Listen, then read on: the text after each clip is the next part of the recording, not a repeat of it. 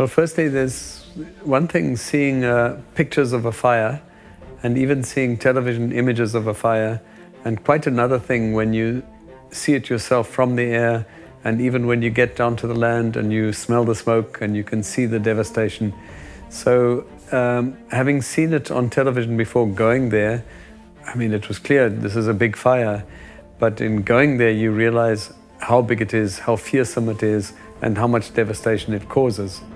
What was also very interesting for me is to see some of the causes of the extent of the fire. Fires happen. They're part of nature. They will happen. But the ferocity of the fire and the damage caused by this fire is related to the kind of vegetation that we have, very much related. So clearly, I mean, there are planted plantations and they burn. But the worst part is the alien vegetation that is there, that clearly we could see it from the air, clearly burning, while the indigenous vegetation was not burning.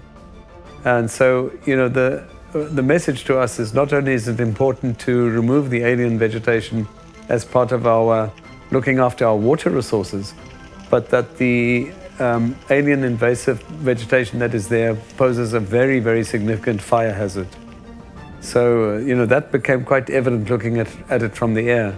But the other important thing about going there is to get a sense, a two-part sense. One is the extent to which the devastation impacts on human lives, and meeting the people, family members of those who lost their lives, people who lost their properties, who, you know, have to find some place to sleep, have to be given shelter tonight, who don't have clothes, in fact lost all of their possessions.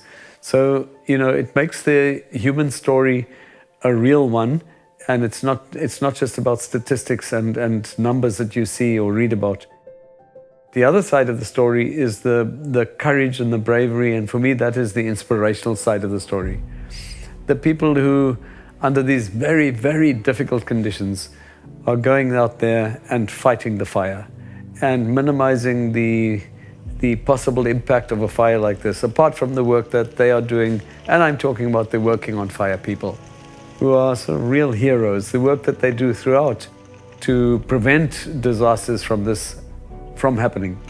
So I think their work is terribly important, but the ability to react rapidly when there is an outbreak of a fire of this kind, and the kind of bravery and courage that they show and the sacrifices that they make.